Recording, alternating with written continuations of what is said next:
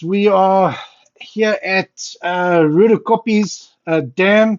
I don't know if you guys have been following this on Facebook. I've been a keen follower since early this morning. I missed out quite a bit yesterday, unfortunately. Um, sorry, I had a video start playing in the background there. And anyway, Roodekopjes Dam, it's a World Carp Classic South Africa qualifier. And this morning at about 7 o'clock, I think it was around about 7 o'clock, um, I saw a fantastic video. Okay, there's Roodekopjes Dam. There's our Fish Tech HD contour charts. The guys are fishing, if you look at the cursor up in the top left-hand side of the screen, I think they're fishing from there and they're fishing all the way down to here. I'm open to correction. So there's a lot of interesting stuff that the guys are actually fishing here. Big flats you can see there, a little bit steep, hectic drop off there, nice big flats there. Then you've got this channel here, you've got your point. But where we're going to pick up the action today is this area here. Let's go to more options, chart options, go to our shaded relief.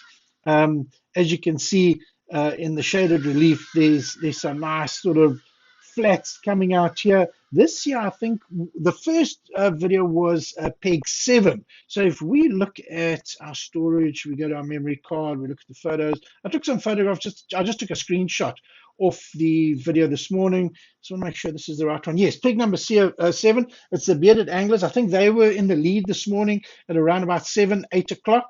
But take note of these rocks around them to the right, right behind the signboard thing here, and then on the right hand side they've obviously got some more rocks down there. But let's have a look at the spot that these guys are actually fishing, because it's really interesting. We're going to go to our categories, we can turn that off there. This is where these guys are. This is peg number 7. Let's just confirm it. Those rocks that we could see in the background, you see the satellite imagery is quite hard to see, and it's so sad that. But if we go to the aerial HD, when I was there with the drone, boom, there it is. And guys, as you can see, we're just about on exactly the same depth, which is 70%, as when I was there years ago busy mapping it. So very interesting. But you're saying to yourself, yeah, but no, that's not really going to help because you're at the same depth in your aerial HD. Yeah, sure. But let's just drop a peg here. This is where these guys were fishing. So we're going to drop that there. We're going to call this peg 7. Yes, this was peg 7. So we're going to put this as peg 7. This is where the guys were actually fishing. There we go. Now we want to identify what are they fishing out here. Let's just confirm that. Let's have a look at how does that look from the water. There we go. There's those rocks. You could see where the guys had their signboard in the background there, was up there by those dry rocks in the background. And if you look at the video, if you look out into the water towards the dam wall side, you'll see these rocks just in the water here. I think there was another photo. Let's just see. Yeah, that's it. Yeah, it's pretty much exactly the same depth when I was there as to what it was this last weekend now, which is really interesting. But let's have a look. What were the guys fishing from a depth contour perspective? Very shallow, gentle water going all the way out here. But can we identify any snags from the satellite? Not really. Okay, but what I did do when I was there, okay, it wasn't great those days. It was all manually driven out. So you'll see there's big gaps and whatnot. We don't do that anymore. But if you go to your Ultra HF, here you can see the guys. There's your peg number 7. This is where the guys were fishing. You can see from these side scan mosaics all the way out here, nice and clear, nothing too much going on there, nothing to get snagged on. But here we start running into problems. There we want to drop that. That's a rock. So we want to mark that as a rock. That's a hazard. But remember, a hazard isn't always just a hazard. It could also attract fish, There's another one there that you want to drop another rock on there. And then we get into this gnarly stuff here. This you definitely want to know about. You can get into some serious trouble here if you don't know what is going on here. So let's just drop another one there. Okay, why did we drop the waypoints here? Because we can now measure. So we're going to go back to our satellite. We're going to say, right, from there, from our peg, we can measure how far those hazards are out. We use our measure tool, we reset the cursor, and we drag our first pin out to rock number 1. Bottom left-hand side of the screen, 0.19 kilometers, it's 190 meters. So that's well within a drop range. There's another one there that's at 250 meters. And then the really gnarly stuff there, about 30, 32 feet of water, we're looking at 280 meters out. So you need to know this type of information. Let's finish that there. Let's go and have a look at pig number 6. How were they doing? Pig number 6. Here we go. There we go. Now you can see that little island, which is normally an island. Now it's more of a point. But you can see the angle which they were fishing. They were fishing more of a northeast direction, but they're very close to that island.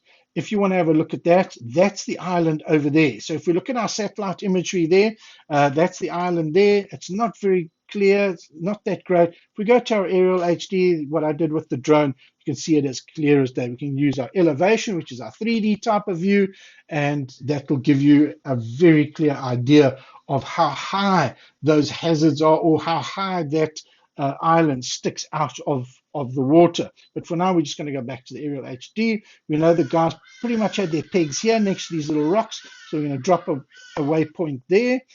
And this was peg 6. So we call that peg 6. For now, we're going to enter that. We're going to save that. Now, what sort of snags? Let's just have a look what this looked like from the water when I was driving past. There we go. There's that little island. You remember from the elevation 3D view how that was sticking out the water. Let's see if there was another one there. 306. How did it look at 306? There we go. You can see this old broken jetty thing here. I don't know if they would have thrown that away by now. I don't know what the story is with that, but you can see this island sticking out here. So that's that island that you see in the background. These guys were fishing that one set in that screenshot I showed you now. They're fishing from there and then fishing out in this direction here. So now we're going to change to Ultra HF and see what sort of snags could they have run into here. Look, first you want to have a look at the actual depth range. From that peg that's going all the way out 15, 16, 21, but then it gets very gnarly on this big drop off here. Okay, when you look at the let's see what that looks like with the shaded relief. Yeah, you can see those big shadows starting to kick in there. You can see that's a very steep drop off there. This is something you really want to know. Where's your limit? What type of thing do you want to put your baits in? That type of thing. So let's go back to our Ultra HF. No, we want to, sorry, turn the shaded relief off. We want to go back here. We want to go to our Ultra HF and see, okay, what sort of snags can we run into?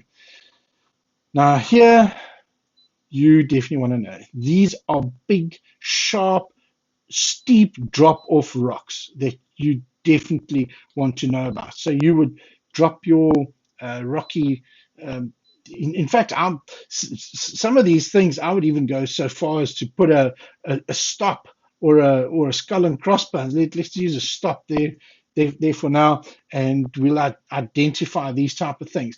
Let's go back to our satellite, and we want to measure how far it is out to these hazards here.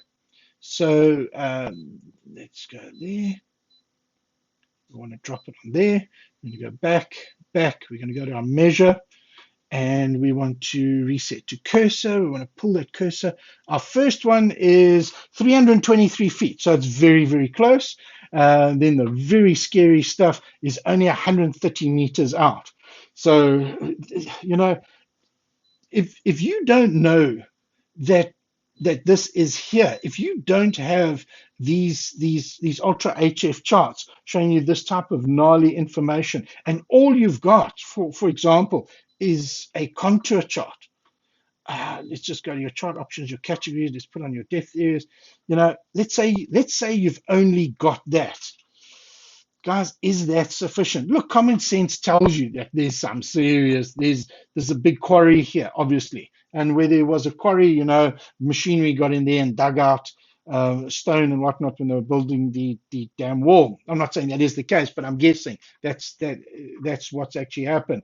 But certainly, if you go back here and let's go to our aerial Ultra HF, you want to know about these kind of snags and what have you. So yeah, guys, go and have a look at that. Go and have a look at those videos. They were really interesting. Um, but yeah, I'm just trying to show you guys how using the charts and long before you even go to the dam, weeks, months, a year before you even go to the dam, if you know you're going to a venue for a big tournament, you want to know about these type of things. So guys, get yourself some fish tech charts. We've got a fantastic special on at the moment. Obviously, stock has taken a bit of a beating, but give Colleen a buzz or drop her an email at sales@fishtech.co.za. And you know, have a look what technology is out there, get some quotes, and yeah, let's see what's the outcome of this tournament. I can't wait to see what the final results are. Thanks for watching, guys. Please, on my YouTube video, please subscribe and hit the little bell, and then you'll get notifications when I do drop a video on YouTube. Thank you.